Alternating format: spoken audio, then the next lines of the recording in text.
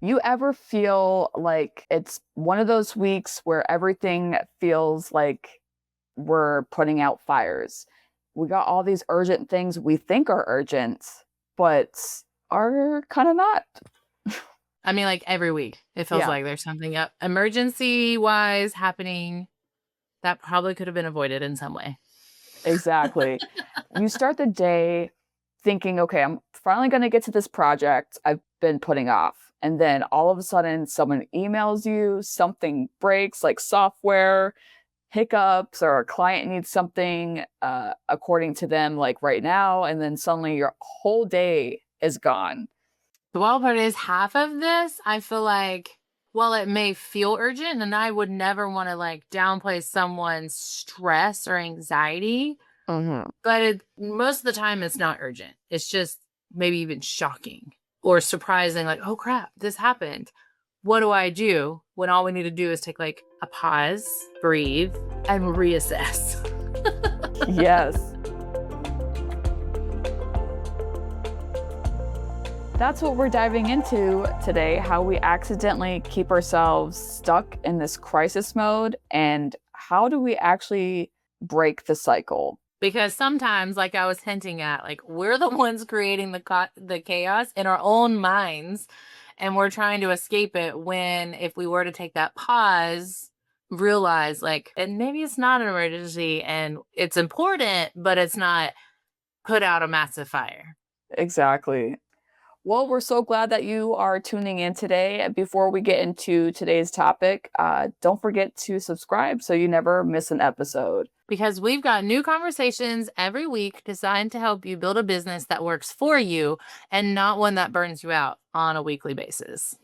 Yeah, definitely. We don't want to do that. Dana, I have to start with this little confession. I realized last week I'd been living in my inbox instead of my project management tool or my calendar to see like what is actually going on. Your inbox is a black hole. I swear. It's like playing whack a mole with other people's priorities. Like every time you get an inbox, or if I wake up and I think, I don't know what to do today. And then instead of going to my project management tool or my to do list that I wrote like the night before, if I just for whatever reason don't look at it and I go into my inbox first, it is the biggest time suck and pulls me away from my productivity so much because then I will be doing other things that on paper, yes, are productive, but they're not more important than the things that I had scheduled to do today. And now the rest of my week is off. Yeah, definitely. I don't enjoy that. Like I want to get my tasks done. Like I created this to-do list for a reason, and working on my business or working on my clients' work or whatever that I'm working on, going back to like setting the boundaries. You have to like say, "Hey, I want to be productive today. Let's say I want to check my email maybe once today, and that is it." That could be like a to-do in your list and not being your inbox all day. That might be helpful, actually. I think stuff like that helps revert out of that crisis mode with those clear priorities. So, like, I have it in my SOP. I now have it in my welcome packet. So it's client facing and internal that we have clear priorities and boundaries on here's my office hours. Here's when I work on certain things. And here's an expectation of a timeline of, okay, we sign our contract. I'm not going to create pin content tomorrow. Like there is a process leading into it. And it does take 2 to 3 weeks because some clients are on the ball and they want to give me all their stuff immediately, like the same day or within the next day. Others take a few days. And so I create that buffer. So no matter who I have, it remains relatively the same process.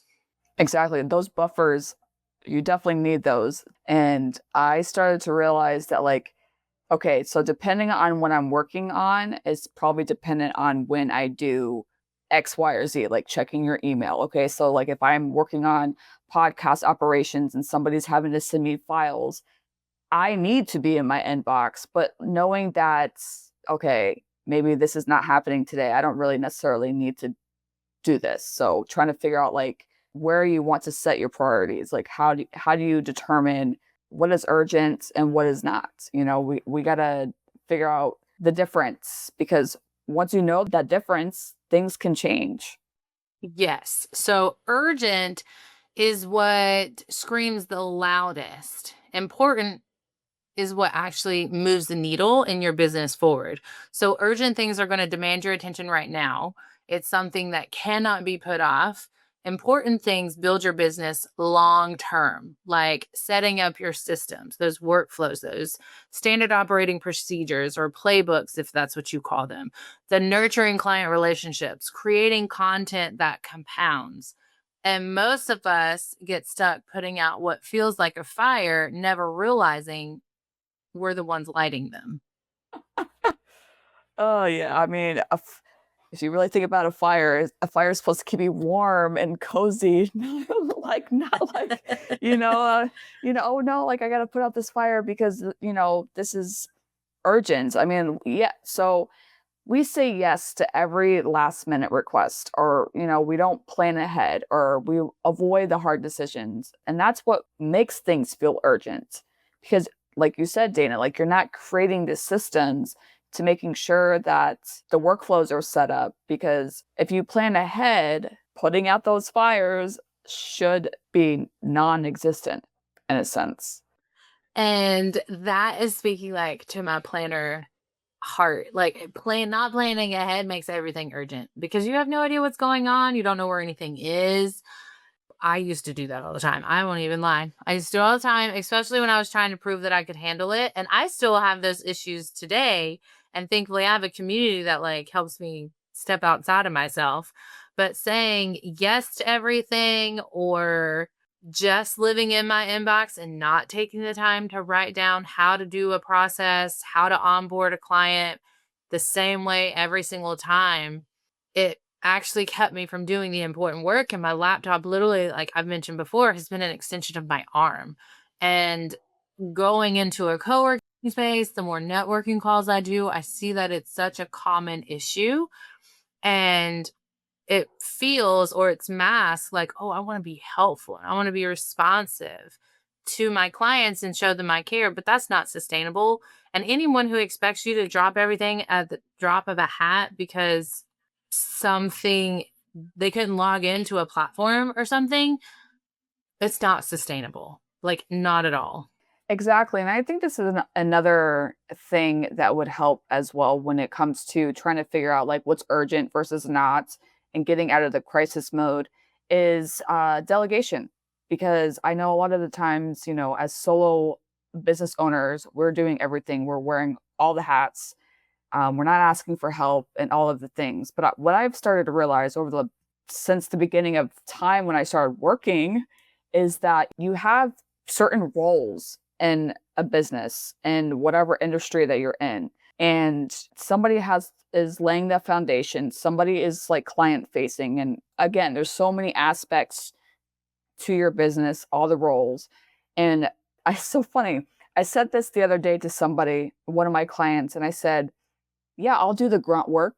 I mean, grunt work, people think it's like the boring part of your business, but to do the mundane tasks, like I love doing all the behind the scenes operations, the business management, because without that stuff, your business is not going to be able to run the way that you want it to run. And so when you delegate out, you have somebody that's helping you lay that foundation and do the mundane grunt work that nobody else wants to do, but it's going to help you in the long run. So you're not having to feel like everything's urgent because you have somebody else taking care of that stuff.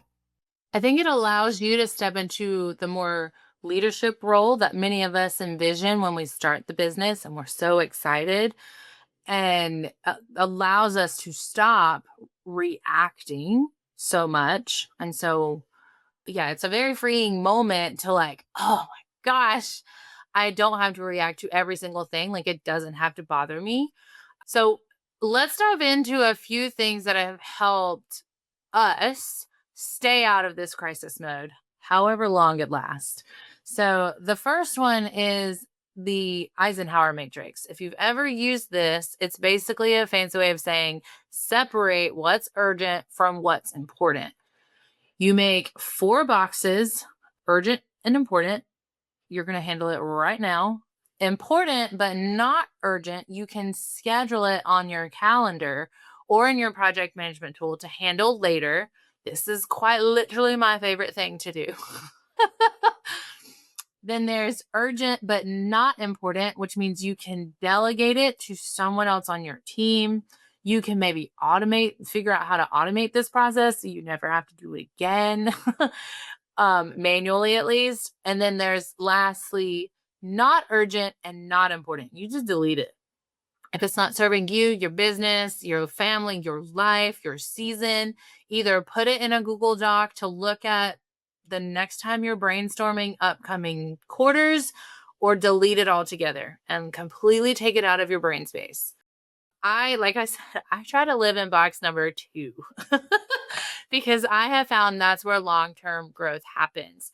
I try to keep plan so far ahead that I minimize a lot of urgent and important things. They do pop up, but when I only have maybe 1 or 2 a week, it is significantly less overwhelming, and everything else is in, I don't even want to say balance, but in more harmony, whether it's work related, fam related, wifely related, just me as a person. And then I schedule everything else out. And I am right now in the process of doing that. I switched from so many project management tools, but I'm back on ClickUp.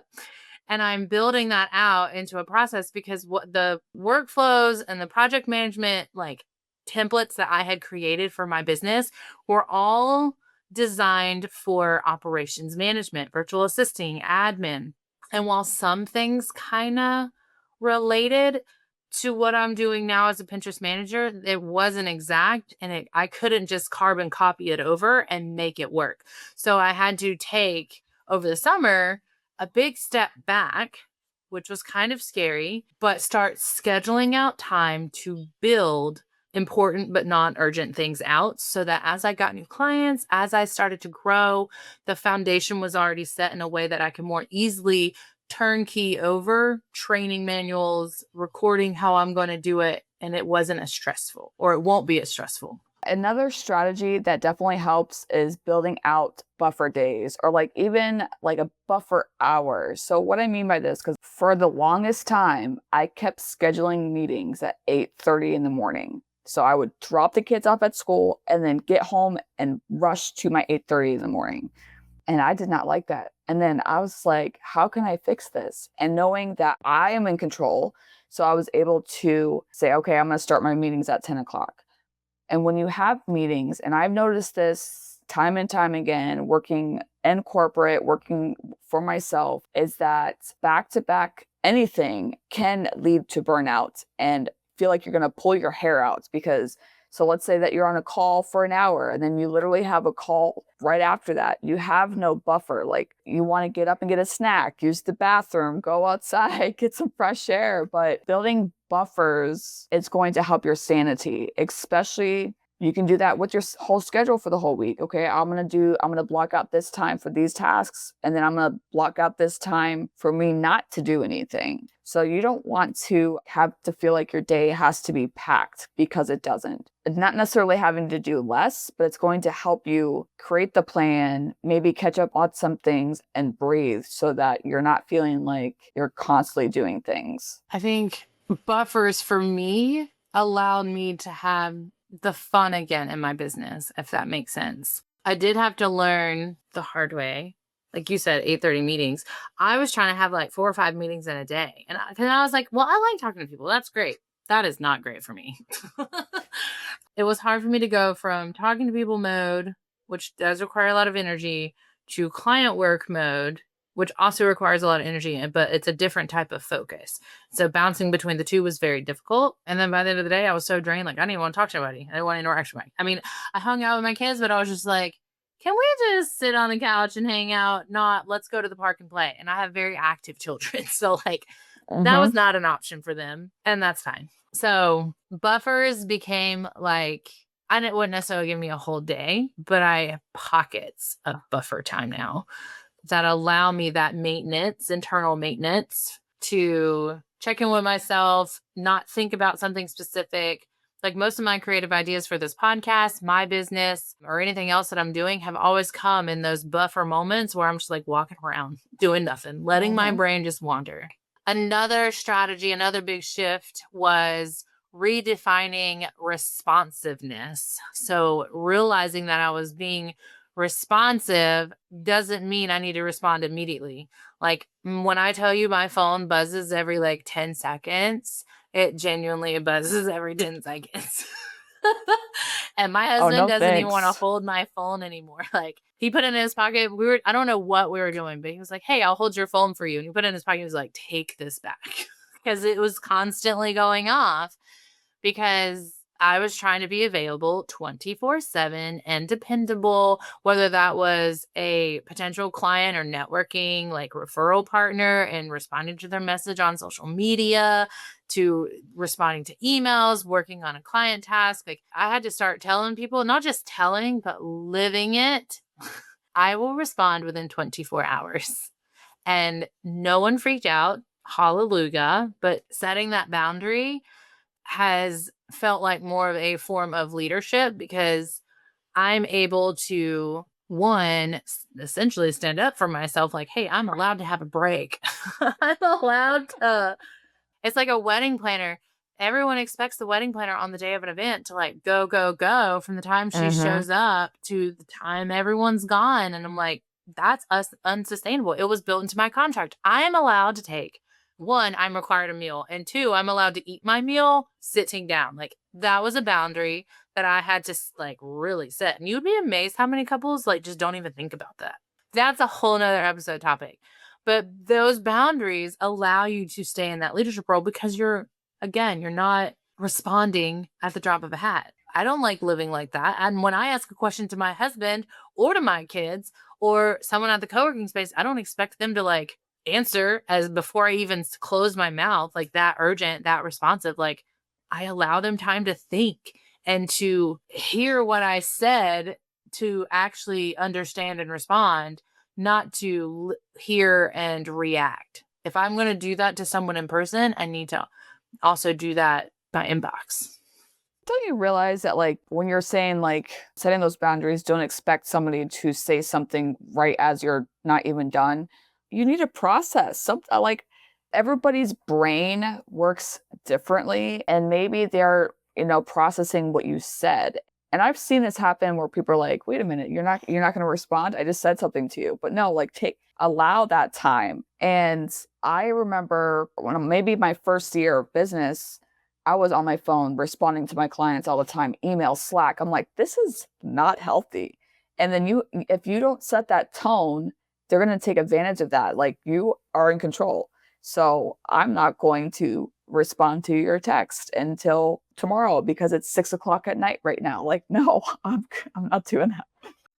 If anything, what I've learned to do, because with me and like, I know I might forget, like, I can leave it unread, I can put it in a folder. But if I'm already like in the mindset, like, I have nothing else going on, like, my kids are already asleep and I just happen to see it, I'll go ahead and type a response, but I will schedule it to go out the following day during my normal business hours. So, yes, I technically Hmm. responded, but they don't know and they still front facing are seeing and living the boundaries like, here's my communication hours.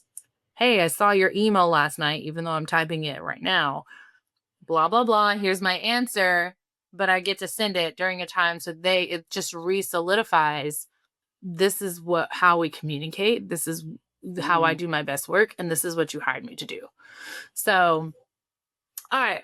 Let's move on from these things and give you that unsolicited advice of the week. And that is stop saying yes before you've checked your calendar. And this is me calling myself out. So, and if my assistant is listening to this episode, she's probably laughing and rolling her head off because when she was brought on, my calendar was a hot mess. And I told her that like directly was like, don't let me schedule anything Yeah. anymore. So typically, if I get someone sends me a link and they want to chit chat, I say, let me have my assistant schedule that for you. And that one line has saved me so much stress. And when we have our weekly meetings, our weekly L10 meetings, like that's one of the things that we see if is it on track? Is it off track? Is it still vibing with this season of life? Like over the summer, my kids were out of school, so that season looked different. And then school started. And so I had a little bit more normalcy of when I could meet. But now soccer season has started for 3 of the 5 children. And so it's not as bad as, summertime, but I still need to get like other things done before we go and we're gone for soccer 2 to 3 nights a week for 2 to 3 hours where I'm not home. Like we're not eating dinner at a normal time. We're eating it on the go. I'm having to entertain and all the things. So saying either if you don't have an assistant, let me check and get back to you, or send me a scheduling link. If there's someone trying to say like, let's schedule something on demand, it's like hitting a pause on the potential chaos so that you have time to breathe and look and not just see, oh yeah, my calendar is wide open that day. What you may have forgotten or didn't look at is your personal calendar. See, do you have a doctor's appointment? Do you have soccer starting that day? Is there a PTO thing going on? Is something going on with your husband? Is there a workshop that you wanted to do and you just hadn't added it to your calendar yet? Like, give yourself a moment to genuinely look and not just quickly fire it off and go. When you're talking about like, let's check, let me get back to you. That's exactly when it comes to, I think, like, you don't necessarily have the answer right then and there. That's the same thing. Like, let me get back to you. Like, if you have a client saying that, like, I need X, Y, and Z done or whatever it is, and instead of jumping in and say, yeah, let me get on that right now. No, like, take the time to figure it out before you say the yes, because if you're going to say yes to everything, you're just going to not be okay with yourself. You're going to be burnt out, and you honestly might not even know why you're burnt out. And that's usually how it goes. At least it was for me. I constantly think, oh, I can get so much done in 15 minutes. When in reality, that 15-minute task takes me 45 minutes to an hour. Or I've said yes to so many things that I now have to start rescheduling. And again, there's just like that cycle continues because now I'm rescheduling on days that I'm already full or, it's going to take longer for us to connect. And by then, who knows what's going to happen with this warm lead? Like, you just don't know. So if you've been living in crisis mode, here's your reminder. You're not behind. You're just busy with too many things. Some of them might be the right things, but some of them may be the wrong things. And you have to slow down and change something. And you have to change long enough and take a pause long enough to decide what actually matters. And that is going to change from season to season. Like I said, over the summer, we were just in survival mode. I wanted to keep my current clients happy. Like we were marketing a little bit, but I didn't need to network because I did not have a quiet space. And I know I wouldn't be able to focus long enough to like really make a good impression. Unless it happened to be another mompreneur who understood 100%, it wasn't worth it for me to try to fit that stress in. School started and I decided, okay, this is what matters in this season. And now we're going into a holiday season and I'm going to review it again. I'm slowing down long enough to decide what matters to me in the next 2 to 3 months. And I'm going to make my schedule and my communication lines reflect that. And that's a great thing to do because everything is constantly changing. My life has changed in the last month and I need to revamp some things on my end too. And that is okay. And I believe that, we have so many options and so many resources and so many ways that we can do certain things. So whether you're looking to grow your visibility through Pinterest marketing or streamline your podcast operations and team management, we help business owners and creatives build sustainable systems that work for them, not against them. And all of our information is going to be in our show notes. Until next time. Bye. Thanks for spending time with us today. If something in this episode gave you a fresh perspective, share it with a friend or send us a DM. We love hearing how these conversations land with you. And if you're curious about how soft skills can support your next season of growth, we each have more resources to share. You can find Dana on Instagram at danas.desk.nc for Pinterest strategy and intentional marketing. And Sarah at URembert for team development, business leadership, and podcast support. Until next time, keep leading with purpose and growing with intention.